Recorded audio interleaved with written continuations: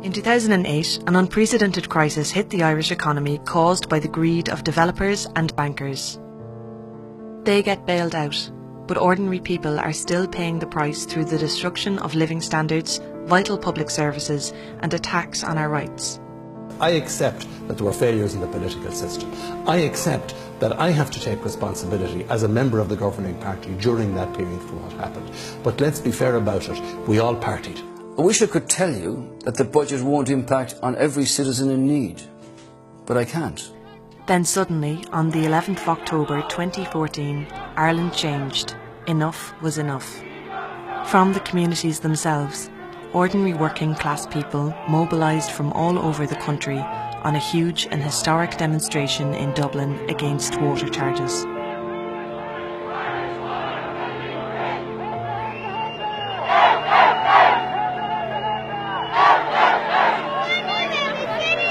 Irish water will be free! Irish water will be free! We won't pay! Power! Power! Power to the people!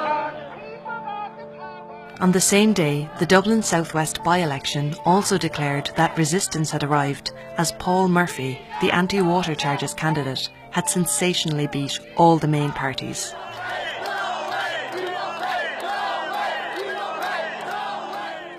These two blows against the austerity agenda opened up a period of months of intense activity that forced a retreat by the establishment on water charges and other austerity measures. As well as mass demonstrations, there were hundreds and hundreds of local activities. Communities around the country resisted the imposition of water meters by private contractors in the pay of Irish Water. These actions were often met by large mobilisations of the Gardaí and dozens of arrests. On the 15th of November 2014, a spontaneous protest of 500 people took place when word spread that the then Taoiseach Joan Burton was attending a function in Jobstown in Tallaght. There were no major incidents at the protest, although the Taoiseach was hit by a water balloon and was delayed by 2.5 hours. Yet the media went into overdrive, and the state ordered that hundreds of hours of CCTV and YouTube footage be trawled through in order to retrospectively find something the community of Jobstown could be charged with. Some young people have already been convicted in the Children's Court relating to this protest, and the trial of 7 out of the 18 adults will take place in the criminal courts on the 24th of April. False imprisonment, which the 7 people up in court in April are charged with, carries with it long prison terms, including the prospect of a life sentence. This is a very serious situation for the defendants, for the Jobstown community, and for democratic rights in this so-called republic. Taoiseach Joan Burton was trapped in a car for over 2.5 hours today by water charge protesters in Dublin. The group prevented Miss Burton's car from leaving an event in Jobstown near Tallaght, with dozens of Gardaí called in before she was eventually transferred to another car and driven away. I found out about the protest that morning at the local shop. There was a couple of other women there that were talking about it, how Joan Burton was coming up to Jobstown. I never thought I'd see Joan Burton up here in Jobstown, especially after coming into the community and giving false promises, looking for our votes. We gave her the votes and then she slapped it back in our faces. I was one of the few people who was actually invited to the actual graduation, and I got the invitation, so as I say, I went up that morning at 11:30.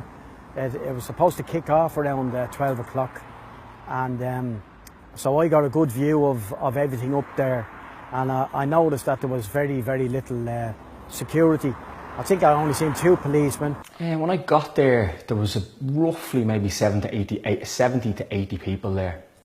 People thought that sort of the arrogance of a government minister just sort of strutting down the road and expecting maybe a red carpet to be rolled out for her. I heard about the protests through a comment on Facebook.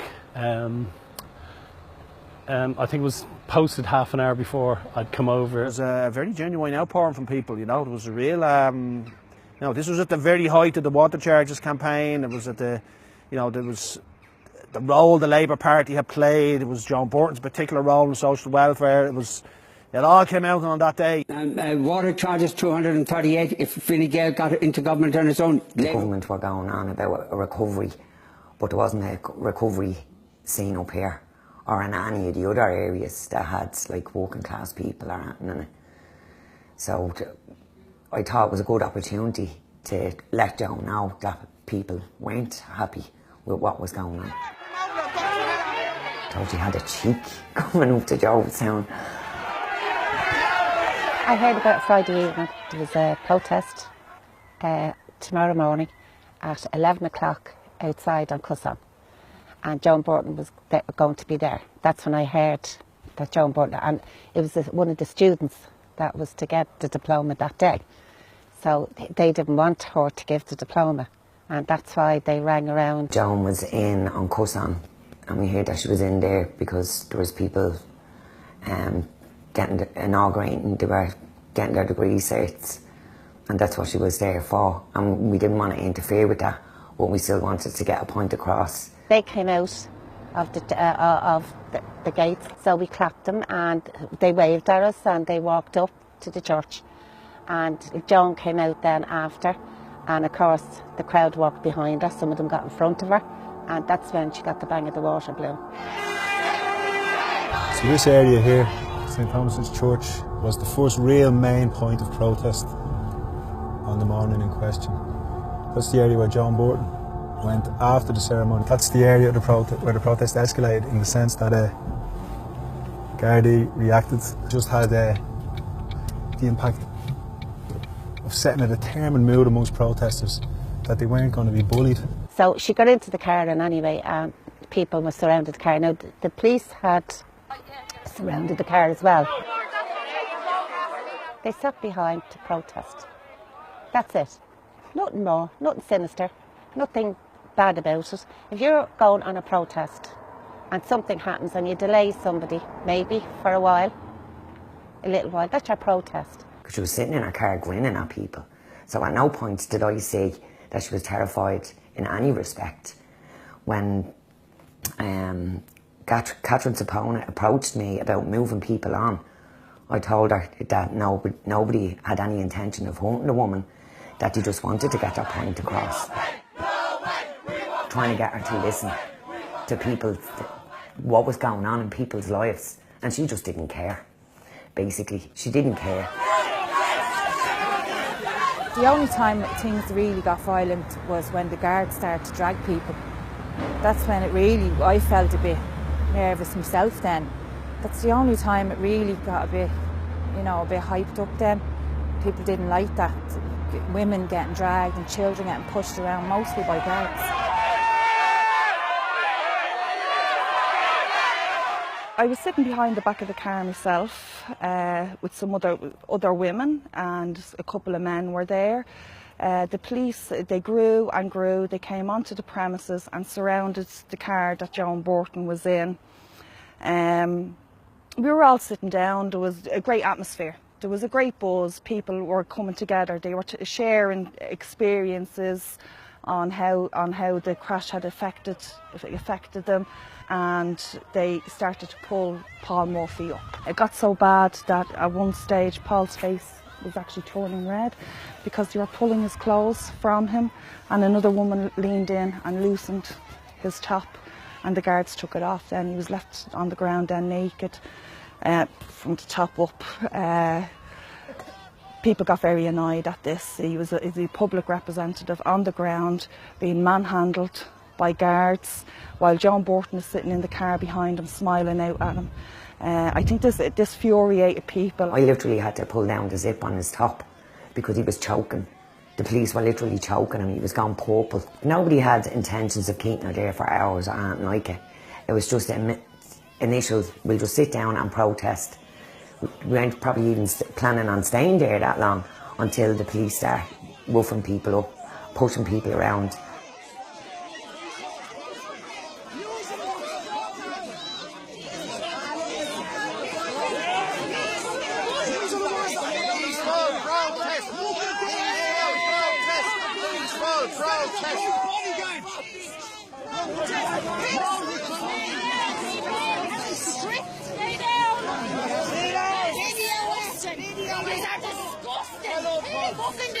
That's a TV you're mishandling there. They brought a guard jeep into the car park of the church, and at that stage there was enough guard for them to line up, you know, to make an alleyway for her to walk in. And so they walked her from her ministerial car down to the jeep, which was parked at the bottom of the building. Got her into the jeep.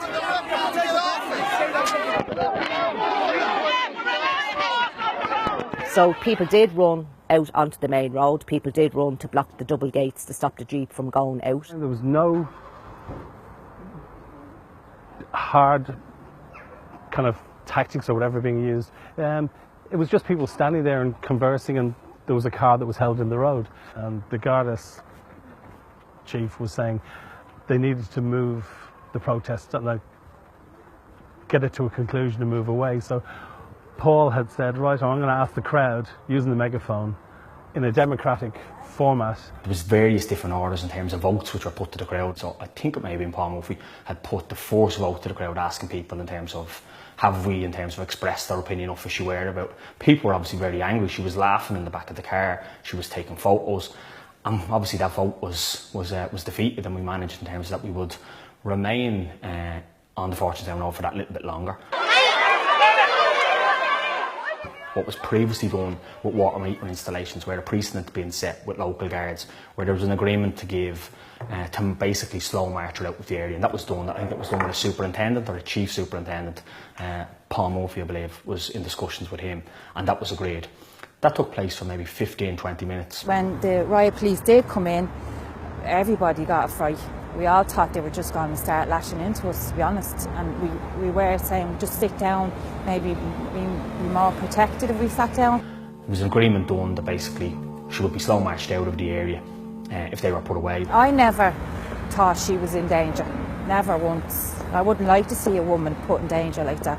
I never thought that. I don't think anyone sat down for a confrontation now, because it was just, I've been at a few protests in my time, and it was as normal as any other protest, you know.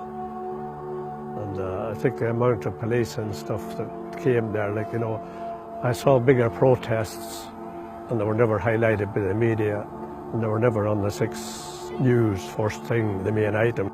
And if she was fearful, she is a very, very, very good actress, because she was smiling, she was on her phone. I think it was actually the Irish Times she was reading.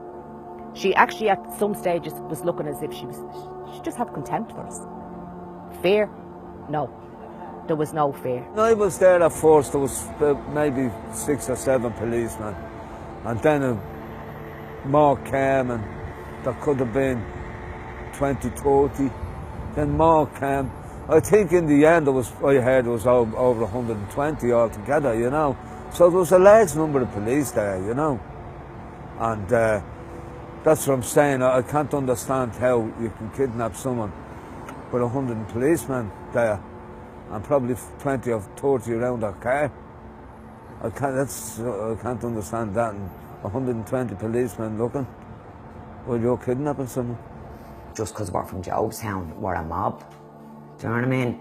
So if we were protesting in Castleknock, would we be a mob? They're trying to tarnish Jobstown. They're more or less trying to make out that we're a shower in Neanderthals. They have no education, have no hope, and just don't care about society. I was actually arrested in this very room. They handcuffed me here. There was a knock on the door, 6:20 in the morning.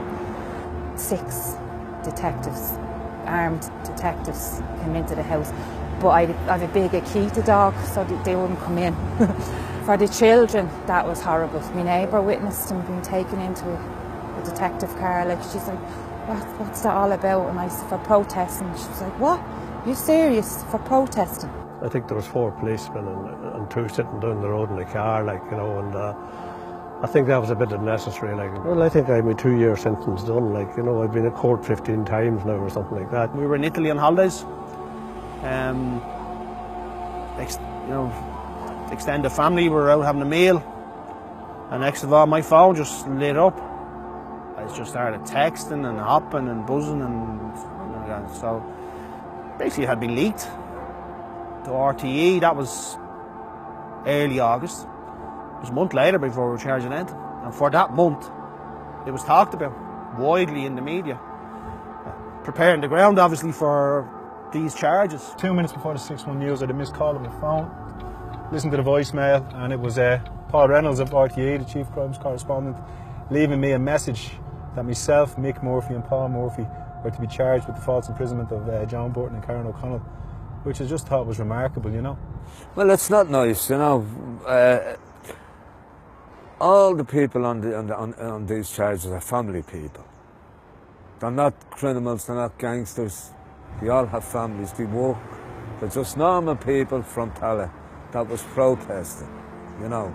And to be brought before the courts on serious charges like this and have the state coming down as hard as they can on top of you, on decent families that doesn't get into trouble, just standing up for their rights, it's wrong. And I never thought I'd see the day that this state would do that to the people of this country.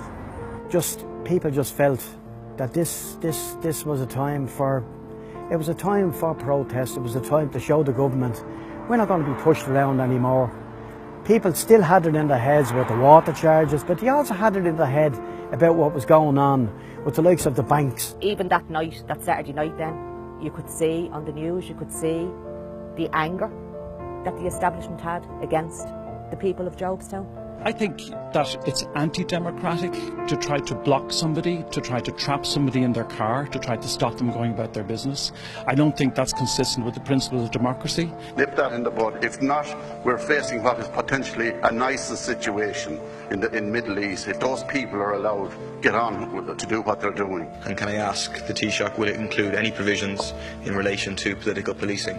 And does he think that's necessary? Well, that we can't deal with in the context of the use of Garda resources, significant Garda resources, to terrorise a working class community at the moment, in a context when Deputy, 4 people were arrested this morning, 4 people were arrested yesterday. Sorry, Deputy, please respect others who are waiting. It was like we had come out of the box, and we shouldn't have done that. We shouldn't have upset the apple cart. It should have been a nice photo op for Joan to be able to put in the papers on a Sunday morning. It wasn't entirely unexpected. And not so much, I think, because of anything that happened on that day, but because of what was going on in the water charges movement. Actually, around that time in February when we were arrested, the registration figures came out and they were visibly low. And we just thought, connected to that campaign and trying to break that campaign, that they may well do something. When you see, you know, if you're on the protest and you saw what happened, and then the questioning, and then the way we were arrested, and then the way it was leaked, and the extent and the kind of orchestrated nature of it, and the different arms of the state involved, including the likes of the media. And basically what that campaign is about doing is in terms of sending the message, in terms of challenging this, defending that right to protest. Ultimately it's about the 3 different trials here which will take place. Obviously the 4-7 are up here on April 24th. The others are up then in October, and then there'll be a trial then in early 2018. There could be a hidden agenda behind the whole thing, like, you know, it was more than just about arresting protesters, like it was to deny people the right to protest. I think it's to stop people protesting, so the government will be able to do whatever they want. This would be a line in the sand for me. If this is put forward as kind of a criminal offence to protest, then we're all in trouble. Then democracy's in trouble. The fact that people have been charged with false imprisonment in a situation where someone was held up in her car for a couple of hours is a really important marker legally in the way we deal with protest. So this is a very peculiar and particular attack on the right to protest by using such a serious charge against defendants in such a relatively trivial case of civil disobedience. The purpose, of course, is to stop people acting like that in future. And of course, as well, in tying up people in the judicial system for years, it's to soften their cough, to keep them away from doing actions like that again. What we've got to defend, and absolutely defend to the limit, is our right to protest. If we give up the right to protest, we give up our right to have any strength in fighting back against the attacks on working people. So Unite is absolutely 100% committed to defending our right to protest. Sit-down protests are an established form of protest in this country, engaged in by many different layers of society. From the Long March of farmers in 1966 and the protests of the civil rights movement in the North in the 1960s, to more recent examples, like when the students at UCD blocked Charles Haughey's car in 1989, to protesting against Brian Lenihan's visit to the same college in 2008, or of course, the major struggle of the people of Rossport against Shell, which included sit-down protests like this. Protesters faced trumped-up charges of false imprisonment and violent disorder. A small protest of dozens quickly became a major protest of hundreds when Joan Burton came into the community and the Gardaí intervened in a very heavy-handed manner. In these circumstances, it was the community itself that ensured the protest passed off with no major incidents by deciding democratically how it would be conducted. I've seen it in black and white. You know, you are allowed to sit on public roads. So if something is for, you know, social change and for positive social change, and the reasons they are behind it are kind of like valid reasons, and you haven't physically harmed anybody, you know, that's a peaceful protest. Some incidents which happened in Jobstown in the context of a heavy presence of the Gardaí long after the protest had finished were continually and wrongfully portrayed in the media as being part of the protest. The first sit-down protest started not long after 1 o'clock, and by 3:30 Joan Burton was being driven out of the area in a Garda car. In essence, that was it. Joan Burton's car was delayed for 2.5 hours. It's disgraceful that ordinary working people who didn't cause the crisis but were made pay for it are now being victimised because they had the temerity to stand up, to fight back and to protest. Is any of this democratic or just? Or is it the same unaccountable perversion of justice that the Gardaí have used against whistleblowers, including Maurice McCabe, Dave Taylor and in other instances?